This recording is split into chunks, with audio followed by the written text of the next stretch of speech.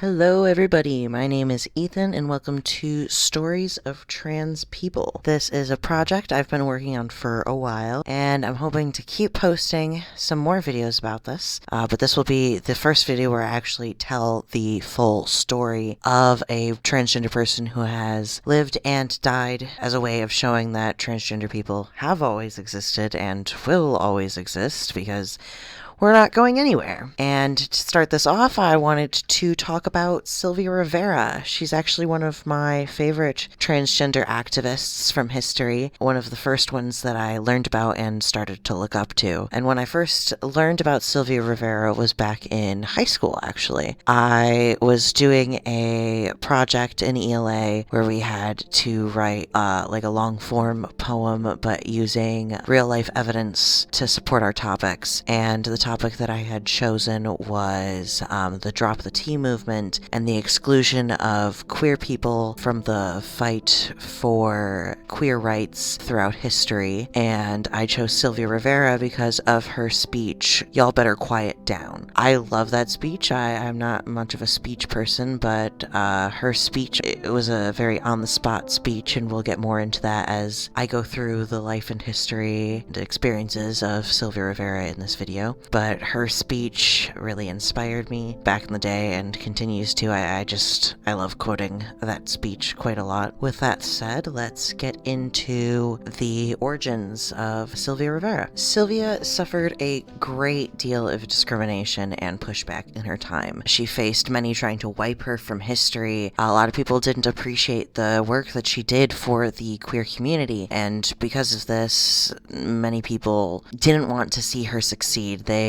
wanted to push away her ideals because they thought that the way that she fought for things was too aggressive. Sylvia faced a lot of discrimination and torment, hatred, abuse. She was a part of the Stonewall riots, she helped homeless queer youth off the streets, and she fought for the New York City Transgender Rights Bill and the New York State Sexual Orientation Non-Discrimination Act. If any of you listening are in New York State, you have Sylvia to thank for a lot of the protections that transgender people have. Sylvia Rivera was born on the 2nd of July, 1951 in New York City. I was born at 2:30 in the morning in a taxi cab in the old Lincoln Hospital parking lot. The old queen couldn't wait. Her mother was Venezuelan and her father, Jose Rivera, was Puerto Rican. Her father left when she was very young. He never sent child support. Very little is known about him. He never came by to visit. He was just overall a deadbeat dad. Her mom had a lot of emotional issues. After Sylvia's father had left the picture, Sylvia's mother would go on to marry a drug dealer who was extremely emotionally abusive towards both Sylvia and Sylvia's mother. When Sylvia was about 3 years old, her stepfather threatened to kill both Sylvia and her mother, and shortly after that, Sylvia's mother committed suicide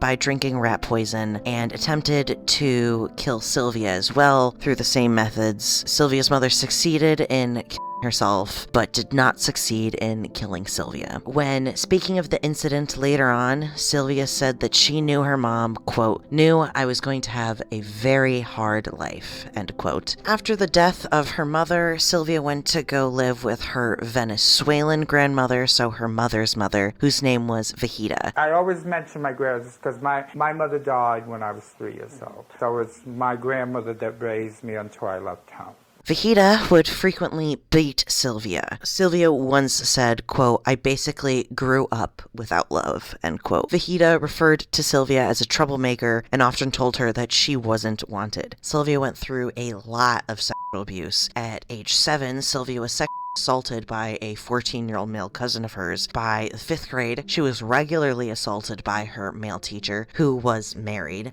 As a preteen, she engaged in prostitution and therefore had lots of sex with both boys and men. Vejita's response to all of this was to yell and beat Sylvia. Sylvia remarked that she, quote, "got many ass whoopings from her," end quote. My grandmother used to come home and find me all dressed up. I get my Well, of course, well, we don't do this. You're one of the boys. I want you to be a mechanic. I said, no, but I want to be a hairdresser. I want to do this. And I want to wear these clothes. Sylvia began wearing makeup to school in the 4th grade and would often wear Vahita's clothes when she was home alone. Around age 10, Sylvia shaved off her eyebrows and began wearing mascara, eyeliner, and tight pants. In 6th grade, Sylvia was attacked on a school playground by one of her classmates, simply because she was feminine. Sylvia was the one that was suspended for this. Neighbors ended up teasing Vahita over Sylvia's femininity. Neighbors told Vahita that if she wasn't careful, Sylvia, quote, would become a despicable, street-hustling, end quote. When Sylvia came home one night with hickeys on her neck, her grandmother beat her badly. She told Sylvia that night that, quote, next thing I know, he'll be hanging out with the rest of the on 42nd Street, end quote. Later, a neighbor would tell Vahita that they had seen Sylvia on 42nd Street. In a rage, Vahita beat Sylvia. The only reason that I left home at such an early age was because my grandmother came home crying one day. With the tears in her eyes, they're calling you a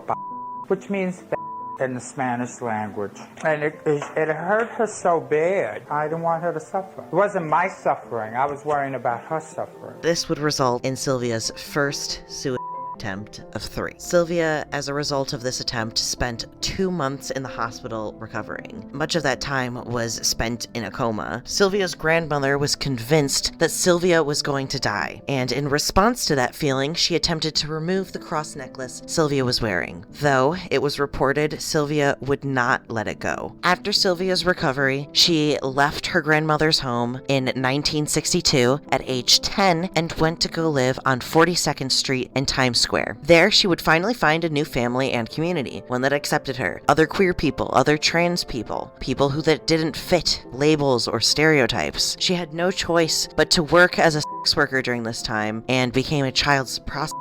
How did you go on the street? You became a street walker. You stand down on the street and you make money. At that age? At that age, it was easy to make money. She engaged in survival sex as a way to provide for herself, as many of the people of 42nd Street did, many of whom were children. A lot of the people living on 42nd Street had been kicked out of their homes or ran away from home due to discrimination, sexual abuse, or lack of support. Even those living on 42nd Street who could work had no option but to turn to sex work due to employment discrimination. Sylvia talked about how if she wanted to wear makeup and live as a woman, then working wasn't a feasible option for her. Many of the people who paid for sexual services were the same people who would make queer people's existences harder. Much of the populace at the time would pressure queer people into boxes and then be outraged when queer people actually used those boxes they'd set up. Sylvia reflected on this idea and how it appeared within her own life. She stated, quote, as I've grown up, I've realized that I do have a certain attraction to men, but I believe that growing up the way I did, I was basically pushed into this role. In Spanish cultures, if you're a feminine, you're automatically you're a gay boy. I mean, you start off as a young child and you don't have an option, especially back then. You were either a or a there was no in between, end quote. In this environment, many queer people would fall victim to addiction. The streets of New York City were brutal for homeless queer youth. Many turned to drugs and alcohol to ease their feelings of displacement and disillusion in an unwelcoming world. Sylvia commented on this saying, quote, everyone was selling drugs and everyone was buying drugs to take to other bars. Like myself, I was no angel, end quote. With all the drug use, prostitution, and homelessness, queer folk garnered a lot of attention. Police were constantly imprisoning, beating, and queer folk who lived on the streets. I don't know how many times my grandmother had to come and bail me out of jail. She always came, bailed me out. She says, oh, that's my grandson. I have to take him out. Sylvia was at constant risk of violence at the hands of the customers who exploited her, random people on the street, the police, and even her own community. If you walk down 42nd Street and even look like a you were going to jail. Sylvia had many run-ins with the police. She had one point thrown herself out of a moving police car in order to evade arrest. While under 18, she was put in jails for 90 days. She would later describe her experience with the police. Quote, we always felt that the police were the real enemy. We expected nothing better than to be treated like we were animals, and we were. We were stuck in a bullpen like a bunch of freaks. We were disrespected. A lot of us were beaten up and When I ended up going to jail to do 90 days, they, the police, tried to rape me. I very nicely beat the shit out of a man, end quote. It was during this time that Sylvia Rivera became best friends with a well-recognized queer activist and black trans woman, Marsha P. Johnson. First time I met Marsha, it was a Halloween, and she was in full drag, and she was still living out in New Jersey. And she came, I guess, from the bus station. Marsha came out of the subway station. I guess she took the shortcut from the Port Authority. And we were all standing there in mass. One Spanish queen named Luisa says, "Look at Miss Marsha." You know, we're rattling off in Spanish. "Look at Miss Marsha, I'm going to steal her wig." About 5 years older than Sylvia, Marsha became a mother figure. Marsha would give her advice on makeup, how the streets worked, how to protect herself, and look out for Sylvia. Marsha would give her lots of advice, like, quote, show a happy face all the time, not to give a about anything, not to let nothing stop you, end quote. Later on, Sylvia said that the relationship would change, and she became a mother figure to Marsha as their relationship progressed. After a police crackdown on queer folks, Sylvia found herself in prison again in 1966 at age 15, this time on Rikers Island, where she was placed in a cell block reserved for what was referred to as gay crimes. When I fell into Rikers Island in 72, I bought switchblade and female impersonation. Criminal impersonation. What does that mean? So-called I was supposed to be out to commit a crime because I was in drag and I had a switchblade. There she met another black trans woman and fellow activist, Bambi Lamore. They would become friends and gain a reputation in the cell block for being absolutely insane. They wouldn't let us bathe but once a week. They let us out for 1 hour a day. It was really lousy. You know, and I was there in the middle, sometime in July, and all that heat. And, you know, it was really, really sickening to see how we were treated in there, you know. Sylvia Rivera was only 17 years old when she became an integral part of the Stonewall riots and its legacy. When the Stonewall happened, it was like a godsend thing to me. I mean, I just happened to be there when it all jumped off. I said, oh, well, great. I said, now it's my time. I said, here, I'm out there being a revolutionist for everybody else. I said, now it's time to do my thing for my own people. On the night of the 27th of June, 1969, she went to the Stonewall Inn to go dancing. At this time, the 3-article rule was heavily enforced, requiring people to be wearing 3 items of clothing that matched their assigned gender at birth. This wasn't a formal law, and there was no law in New York State at the time that enforced any number of articles of clothing based on one sex. Christopher Adam Mitchell, an LGBTQ+ historian, would later point out that this rule was used as an excuse to sexually assault and humiliate queer people publicly without consequence. Due to this rule, the owners of the Stonewall Inn would allow very few queer people inside, for fear it would attract police attention. However, Sylvia had connections there and would frequent the location. She described it as, quote, a white male bar for middle-class males to pick up young boys of different races, end quote. Yikes. On this night, while Sylvia was there, the police began walking through and ordering everyone to line up and show identification. This was seen as typical. The police at this time would routinely target queer people in public. Sylvia echoed this. Quote, routine was fat over there, and freaks over there, referring to my side of the community, transgender people. The queens, feminine trans people, and the real butch masculine trans people were the freaks, end quote. Who initiated the Stonewall riots on the night of the 27th of June, 1969 is still contested to this day. Though Sylvia stated herself, quote, I have been given the credit for throwing the first Molotov cocktail by many historians, but I always like to correct it. I threw the second one. I did not throw the first one, end quote. Sylvia Rivera's role and recollection of the Stonewall riot has been documented by many queer historians. After years of violence, humiliation, and sexual abuse at the hands of the New York Police Department, the NYPD, the queer people of the Stonewall Inn that night fought back. Sylvia Rivera said that she spent all 6 nights at the riot without sleeping. This was not her first time being involved in activism. Before the Stonewall, I was involved in the Black Liberation Movement, the peace movement. I just felt that I had the time and I knew that I had to do something. Sylvia never gave the credit of initiating the Stonewall riot to any one person. She credited every person there for playing a role in what occurred. Sylvia stated, quote, it was street street gay people from the village out front, homeless people who lived in the park and Sheridan Square outside the bar, and then drag queens behind them, and everyone behind us," end quote. She would go on to tell the Latino gay men of New York that the riot was initiated by some queens who threw pocket change at police. Sylvia recalled watching one drag queen get beaten by police, quote, "into a bloody pulp." End quote. Around this time, Sylvia had been, quote, "doing work in the civil rights movement against the war in Vietnam and for the women's movement," end quote. Sylvia screamed the night of the riot, quote, "I am not missing a moment of this. It's the revolution," end quote. Mainstream and queer publications would refer to the riot as the first gay riot. The general populace completely ignored the fact that people of color and genderqueer individuals were at the forefront of Stonewall, instead choosing to focus on lesbian and gay white folk who participated in the riots. This was later reflected by the film Stonewall, which released in 2015, which focused on the story of a fictional white male protagonist leading the riots. Sylvia had high hopes for what would become of the Stonewall riots. Quote, "I thought that night in 1969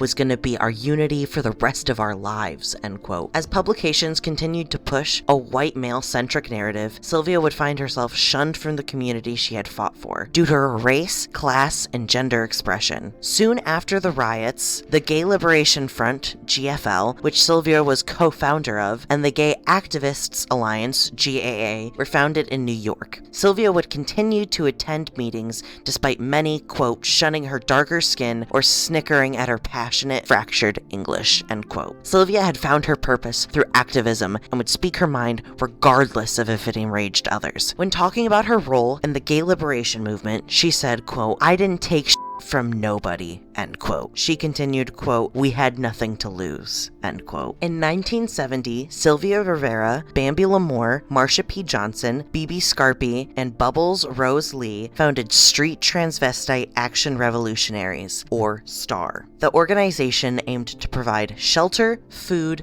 and money to transgender people who were living on the streets. Marsha and I fought a lot for the liberation of our people. Marsha and I had a building on 2nd Street called Star House. When we asked the community to help us, there was nobody to help us. We were nothing. And now we were taking care of kids that were younger than us. I mean, Marsha and I were young. The founders hoped to help other queens off the street and away from prostitution.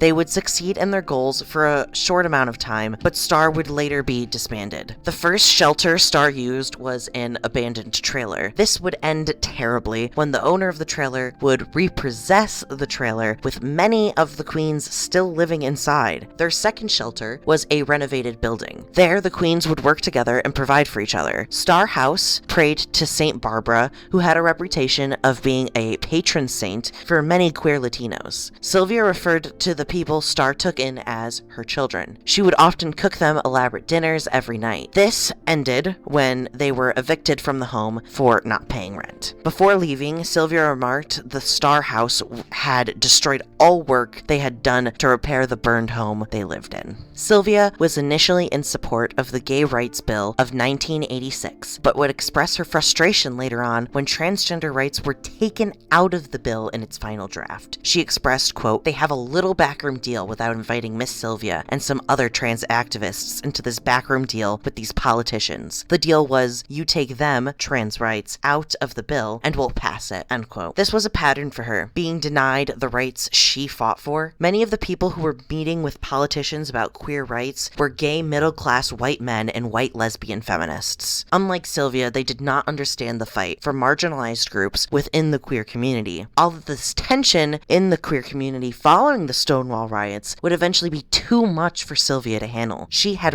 reached her breaking point. Jean O'Leary publicly shamed Sylvia, claiming she was parodying womanhood. The Lesbian Feminist Liberation, LFL, handed out flyers posing what they called female impersonators. Every time that I used to go in front of a judge, upper head female impersonation. That was the charge? Yeah. Upper head female impersonation. In other words, from the neck up.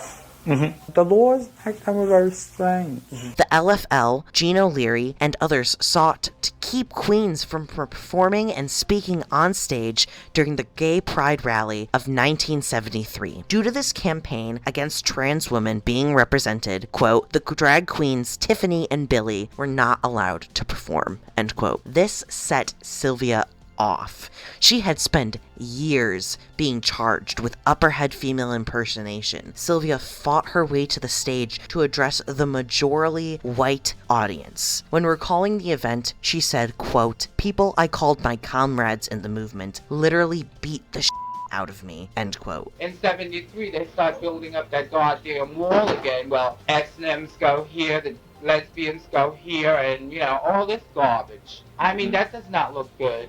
I don't think it does. I don't know. I felt like I just reached the point where I was tired of being f***ed over. She delivered her well-known speech titled, Y'all Better Quiet Down, at the Christopher Street Liberation Day rally in Washington Square Park, 1973. Boos boomed from the crowd, and due to her unapologetic existence, people listened. Her speech was on the spot, passionate, and tense. She addresses the audience directly. I've been trying to get up here all day for your gay brothers and your gay sisters in jail that write me every week and ask for your help. And you all don't do a goddamn thing for them. She calls out the environment of fear many trans women live in, not only because of the general populace, but because of the queer community. The women have tried to fight for their sex changes or to become women of the women's liberation. And they write STAR, not the women's group. They do not write women. They do not write men. They write STAR because we're trying to do something for them. She calls out the audience for turning a blind eye to transgender issues. I have been to jail. I have been raped and beaten many times by men, heterosexual men that do not belong in the homosexual shelter. But do you do anything for them? No. You all tell me to go and hide my tail between my legs. I will not put up with this. I have been beaten. I have had my nose broken. I have been thrown in jail. I have lost my job. I have lost my apartment for gay liberation. And you all treat me this way? What the f***'s wrong with you all? Think about that. She loathed those who sought violence and community turmoil rather than activism. I do not believe in a revolution, but you all do. I believe in the gay power. I believe in us getting our rights, or else I would not be out there fighting for our rights. Sylvia called out the white queers in the crowd who fought for their rights alone, alienating anyone outside of the white queer narrative. The people that are trying to do something for all of us, and not men and women that belong to a white middle class, white club, and that's what you all belong to. After delivering this speech, Sylvia Rivera attempted suicide for the second time in her life. Again, she failed. This time, she was saved by Marsha P. Johnson, who had found her in the bathtub with her arms cut up. Marsha had broken down the door to save Sylvia, but after this, Sylvia would completely leave behind activism for the next 20 years. This included disbanding STAR and moving away from New York City. According to her friend, Bob Kohler, quote, Sylvia left the movement because after the first 3 or 4 years, she was denied the right to speak, end quote. Sylvia moved to Tarrytown in New York State, where she lived with a boyfriend, and together they would run a catering business. Sylvia did not return back to New York City or to her queer community until 1992, when Marsha P. Johnson, her best friend, was found dead in the Hudson River. Marsha P. Johnson had this amazing charisma and beauty inside and out. When she was found dead in the Hudson River, it was very difficult for the LGBTQ community. Black transgender women face rates of murder that are skyrocketing even today, and 80% of trans people who are murdered are women of color. Marsha's death was ruled a suicide ignoring evidence of foul play and multiple of her friends insisting that Marsha had never had any suicidal tendencies. Cops completely ignored this. Sylvia said, quote, "When she died, part of me went with her," end quote. I have seen Marsha take her last money and feed her dogs and cats short ribs and stuff while she was starving, because she said a dumb animal can't fend for himself and I can get out on the block and get it for him. This is Marsha. Devastated after the death of her closest friend, Sylvia found herself homeless and in New York City once again. This time, Sylvia was living on the pier where Marsha P. Johnson's body was found. In 1993, Sylvia became part of Transy House, a home run by transgender woman Chelsea Goodwin. Chelsea had been supported by Star in the past and created Transy House with the same goals in mind. At Transy House, Sylvia was met with the support she always aimed to provide to others.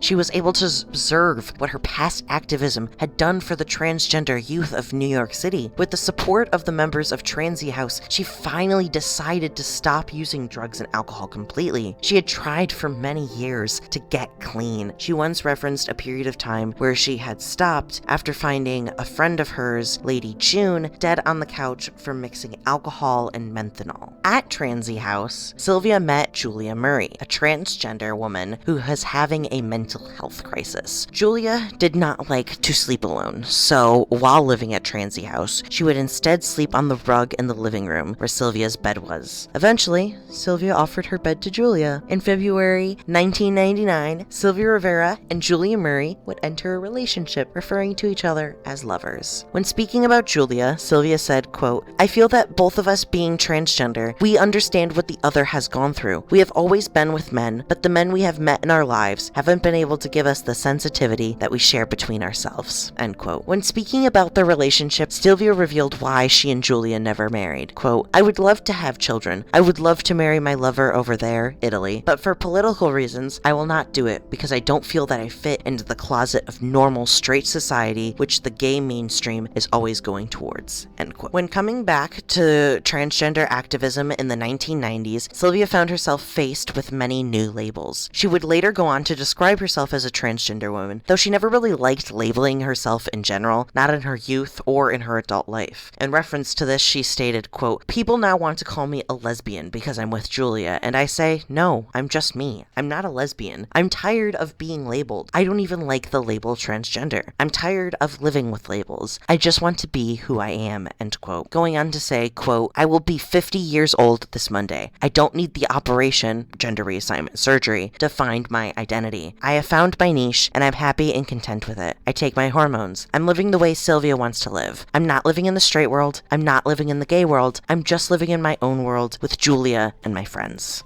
end quote. In 1994, Sylvia was asked to lead the 25th anniversary Stonewall March. Many modern sources forget that after the event, the New York City Lesbian and Gay Community Center banned Sylvia from their premises because she demanded that they take care of homeless trans and queer youth. Jesse Gahn, when analyzing the life of Sylvia, said, quote, "Mainstream gay politics narrows single identity agenda situated Rivera on its margin and viewed her and her memory as both manipulatable and dispensable. By contrast, Rivera's own political affiliations, while fiercely resisting cooperation, remained inclusive, mobile, and contextual," end quote. They also said, quote, "Sylvia built bridges between movements, prioritizing the project of justice above arbitrary political boundaries," end quote. Regardless of the ban, Sylvia enjoyed her time in her place of honor at the Stonewall March. In 1995, Sylvia would speak of the day in an interview with the New York Times, quote, "The movement had put me on a shelf, but they, queer people,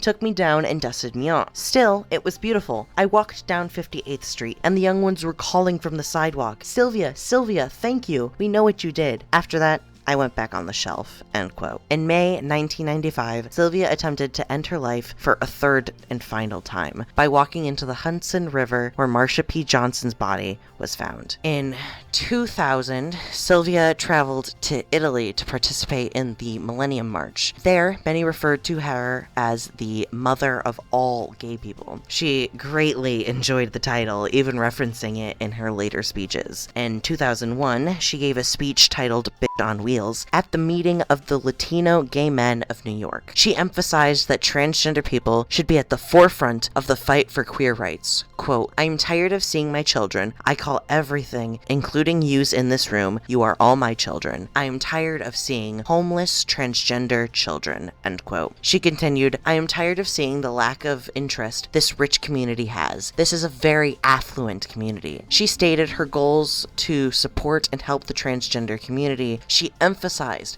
that trans people deserve someone to stand up for their rights. During Sylvia's life, she was that person for many. Quote, "Until my community is allowed to march in the front, I will go march with my community because that's where I'm needed and that's where I belong." End quote. She commented on the growth of the transgender community since the Stonewall riots. Quote, "The transgender community we have allowed the gay and lesbian community to speak for us. Times are changing, our armies are rising, and we are getting stronger. And when we come knocking, they're going to know that you don't with the transgender community." End quote. Sylvia throughout her life felt exploited by the white gays and lesbians that forced themselves to the forefront of the gay liberation movement. After the events of Stonewall, Sylvia felt used by the gay people in her community, whose rights she had spent her whole life fighting for, only to realize that those same people would not fight for her rights. Later in life, Sylvia still held on to this anger, and had felt the issue had only amplified in the 21st century. Quote, "They don't want the transgender people to have rights. This is why they always tell us, oh, let us have ours, gay rights, and then we'll help you get yours, trans rights. If I hear that one more time,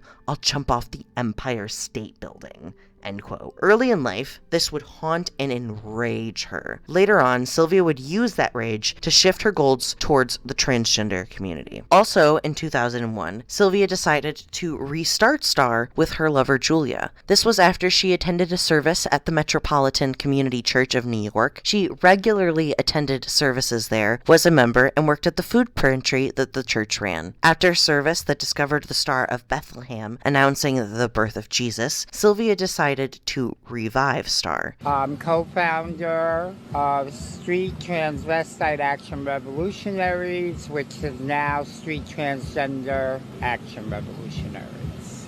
STAR fought for the New York City Transgender Rights Bill and for the New York State Sexual Orientation Non-Discrimination Act to include transgender people. STAR also funded the street pressures demanding justice for a trans woman that was murdered in 2000 named Amanda Millen. Sylvia also yelled at the Human Rights Campaign, the HRC, and the Empire State Pride Agenda, ESPA, for not fighting for transgender rights as adamantly as they fought for gay rights, and standing in the way of transgender activists like Sylvia. Even on her deathbed, Sylvia met with Joe Garbons of ESPA to discuss the inclusion of transgender people in the modern political landscape. She hoped to have transgender people added to the New York State Sexual Orientation Non-Discrimination Act, which she would succeed in despite her death. She fought for trans rights until her last breath on the 19th of February 2002 at St. Vincent's Hospital in New York City after a long and tireless battle with liver cancer. Sylvia's body was then cremated and her ashes were kept at the Metropolitan Community Church of New York. After her death, the church opened a queer homeless shelter called Sylvia's Place and began bringing out her ashes every Sunday for mass and dinner. They would even rename their food pantry Sylvia Rivera Food Pantry. Ricky Annie Wilchins, an American LGBT+ activist, when speaking of Sylvia's impact on transgender rights, said, quote, "In many ways, Sylvia was the Rosa Parks of the modern transgender movement." End quote. A few months after Sylvia's death, Dean Spade, a trans activist and lawyer, created the Sylvia Rivera Law Project, SRLP. According to their own website, quote, "The Sylvia Rivera Law Project, SRLP, works to guarantee that all people are free to self-determine their gender identity and expression, regardless of income, race, and without facing harassment, discrimination, or violence." End quote. They continue, quote, "SRLP works to improve access to respectful and affirming social, health, and legal services for our communities. We believe that in order to create meaningful political participation and leadership, we must have access to basic means of survival and safety from violence." End quote. SRLP reflects Sylvia's lifelong goal to get queer youth off the streets and protect children from being exposed to sex, drugs, discrimination, police brutality, and exploitation by political agendas. In 2015, the National Portrait Gallery at the Smithsonian Institute added a photo of Sylvia Rivera, her lover Julia Murray, and LGBT plus activist Christina Hayworth. As of 2026, this photo is the only one of transgender persons displayed by the Smithsonian. In 2019, Brian Kenny created a 2,100 square foot mural commemorating Sylvia Rivera, Marsha P. Johnson, and the Stonewall riots. The mural was commissioned by the Dallas Council of Cultural Affairs, Impulse Dallas, and the Cedar Springs Merchant Association to celebrate the 50th anniversary of the Stonewall riots. Located on the side of the building along Cedar Springs Boulevard in the Oak Lawn neighborhood of Dallas, Texas. When speaking about the mural, Brian wrote, quote, "The whole experience really made my heart sing, and I very much hope to continue this kind of mural honoring our LGBTQ heroes in cities across the globe, as there are so many wonderful queer people from our history that deserve greater visibility, recognition, and celebration." On the 27th of June, 2019, David Carter, who dedicated his entire life to documenting the nights of the riots at the Stonewall Inn, called into question if Sylvia was telling the truth about her involvement. He quoted Marsha P. Johnson as saying, quote, "Miss Sylvia Rivera and them, other queens, were over in the park having a cocktail," end quote, the night of the riots. Whether Sylvia was at the riots or not is not certain. There is contradictory evidence on both sides. However, the impact that this event had on Sylvia is undeniable. Once Sylvia has said, quote, "You, gay people, have acquired your liberation, your freedom from that night. Myself, I've got just like I had back then, but I still struggle. I still continue to struggle. I will struggle till the day I die. And my main struggle right now is my community, the transgender community, will seek the rights that are justly ours," end quote. She went on to write, quote, "After all these years, the trans community is still in the back of the bus," end quote. Sylvia Rivera is cemented in history as a forerunner for transgender rights. She fought her entire life with aims to provide a better future for queer youth. Despite her lack of schooling, her upbringing brought her face to face with many social, economic, and racial issues. She worked hard to educate herself on the issues she and her community faced. She was an intelligent, passionate woman who refused to stand idly when confronted with injustice. She dedicated her entire life to fighting for transgender rights. She was ahead of her time, often holding beliefs that would only become commonplace in the 21st century. Her impact has not been forgotten. Decades after her death, her actions and her impacts on the LGBTQ rights are still discussed today. Her actions benefit the lives of all queer people. For queer people living within New York State, many of their rights, protections, and certain resources can be attributed to the tireless work Sylvia Rivera did while she was alive. While we live in a world that is adamantly fighting against transgender and women's rights, Sylvia's story of determination can serve as a reminder to us all to not lose sight of our beliefs and the rights we know we deserve. No matter how much she was beat, thrown in jail, used, discarded, and manipulated, she never stopped fighting. She rejected the regulations straight society tried to impose on her. She refused to be anybody except herself, no matter how she was perceived. No, it's not why I think I know. Okay, why do you know? Because straight society always look, oh well, a fat always dresses in drag, or he's too effeminate. You got to be who you are. Passing is like saying a light-skinned black woman or black male passing for white, and I refuse to pass. Even on her deathbed, she managed to have an impact on transgender rights and fight for them. So when you feel hopeless that transgender and gay liberation will never be achieved, I want you to remember the words of Sylvia Rivera. We shall overcome. That is the life of Sylvia Rivera, from death to the legacy that she left behind. In the next video, I will be going over the life and legacy of Dr. Alan L. Hart, a trans man with 3 doctorates, 2 wives, and about 70 years worth of life. So if you would like to know more about that or about the other transgender people I will be talking about in the future, please consider liking, subscribing, and sticking around. Otherwise, that will be all. Thank you for listening. Have a good one.